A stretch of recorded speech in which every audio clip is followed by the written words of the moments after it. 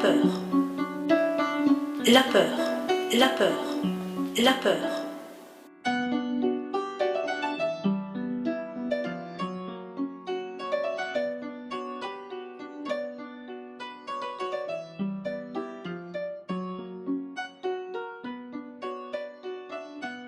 La peur. Tout va bien, Madame Mello. Tout va bien, Madame Mello. Tout va bien, Madame Mello. Tout va bien, Madame Mello. Voilà, c'est ça mon problème. Quand je suis dans ma cuisine et qu'une ambulance passe au loin, tous les poils de ma peau se hérissent. Et je me mets à réfléchir à toute vitesse. Où est le bébé? Où sont chacun de mes enfants? Où est mon mari? Est-ce qu'il est possible que ce soit pour eux? Du coup, j'étudie tous les pimpons de la sirène. SOS médecin, pompiers, police, voiture banalisée ou SAMU. Le problème, il est là. Voilà, j'ai peur. C'est ça, le problème. J'ai peur, je transporte la casserole de pâtes de la cuisinière à l'évier et j'ai peur. Si j'étends une machine en haut, je lâche tout le linge et je me précipite à la fenêtre. Je me tords le cou pour essayer de voir d'où vient l'ambulance et où elle va. Si les enfants sont sur le trajet de l'école, mon corps se vide de son sang d'un seul coup et je me mets à imaginer la trottinette en travers de la route, le cartable éclaté et les cahiers répandus sur le trottoir. Quand il y a une inforoute entre deux chansons à la radio, j'arrête de respirer et je vois la voiture de mon mari à l'envers sur la bande d'arrêt d'urgence. Quelquefois même, je suis obligée de lui téléphoner pour savoir s'il va bien.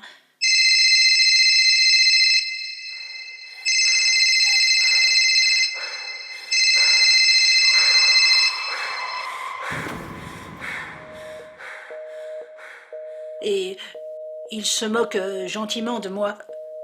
Alors je raccroche et je me cache la tête dans mon tablier et je pleure. Tellement je suis reconnaissante qu'il ait été épargné cette fois encore. C'est pareil pour le bébé quand il va manger chez sa nounou le lundi. Elle habite au 5e étage. Quand j'y vais pour la payer et qu'elle m'offre un café, je vous jure que j'étudie tous les dangers de l'appartement. La cage d'escalier, le balcon, l'ascenseur, le four. Ce n'est pas en elle que je n'ai pas confiance. C'est dans la vie, la destinée. Pourtant, j'en ai parlé une fois au souper, un soir où un de mes fils s'apprêtait à sortir pour aller au bowling avec des copains. Fais attention, je lui ai dit. On ne sait jamais. Il y a des conducteurs ivres ou des jeunes gens qui testent leur nouvelle voiture sur une ligne droite. Des gens qui s'intéressent aux petits garçons pour des raisons horribles. Mon mari m'a dit que ça suffisait comme ça, qu'à force de les protéger, j'en ferais des lopettes, qu'ils étaient assez grands que dans 90% des cas, quand une ambulance passait, c'était le SAMU pour un vieux ou une vieille.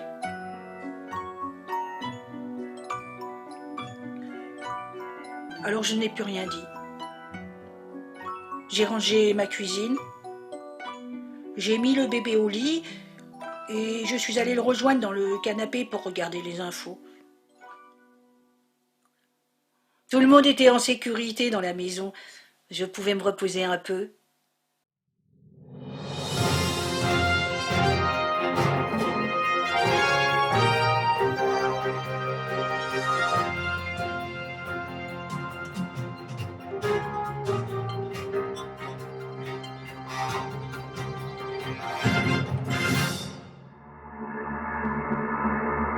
Ils ont annoncé qu'une fillette de 11 ans s'était fait poignarder de 12 coups de couteau par des skinheads.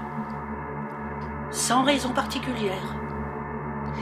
Ils ont annoncé qu'une voiture piégée avait explosé dans une banque en pleine rue. Ils ont annoncé qu'une jeune fille s'était fait renverser par un chauffard ivre. Ils ont même dit qu'elle aurait eu 20 ans en juillet, l'âge de la mienne. Ils ont annoncé qu'un immeuble s'était effondré et qu'il y avait au moins 60 brûlés vifs, qu'un car scolaire avait percuté un camion dans un tunnel, qu'une bagarre entre deux clans dans une école avait éclaté et qu'un enfant de 10 ans avait été piétiné à mort. Ensuite, il y a eu un dossier sur les bébés leucémiques et la grippe aviaire. Même la météo a prévenu qu'il y avait des risques d'inondation parce que la terre était trop dure à cause de la sécheresse de l'été dernier. Et je vous jure que j'ai eu envie de vomir de soulagement. La vie m'avait laissé tranquille, encore aujourd'hui. Mais combien de temps est-ce que j'allais encore être épargnée ? Ensuite, mon mari a zappé sur une émission de consommation. Ils ont dit que les chips étaient cancérigènes et qu'il ne fallait plus du tout manger de poulet étranger. Mais heureusement, il y a 2 télévisions dans la maison. Alors, pendant que les autres regardaient un film catastrophe sur les tremblements de terre, moi et ma fille, on s'est fait un thé. J'ai pelé une orange et on a regardé un film d'amour sur TMC. Et pendant qu'Harrison Ford embrassait Meryl Streep, je me suis dit que finalement, j'avais de bonnes raisons d'avoir peur. Toutes ces images qui pénètrent dans nos maisons à l'heure où l'on voudrait enfin se reposer donnent envie de fermer toutes les portes et tous les volets, de voter contre les étrangers, puisque c'est toujours à l'étranger que ces horreurs arrivent, de ne plus jamais prendre l'avion, même pour partir en vacances.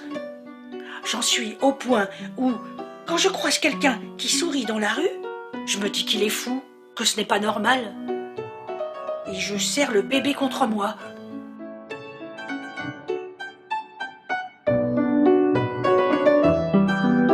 Dites-moi, est-ce que je suis normale ? Est-ce que je suis normale ? Est-ce que je suis normale ? Est-ce que je suis normale ? Dites-moi, est-ce que je suis normale ?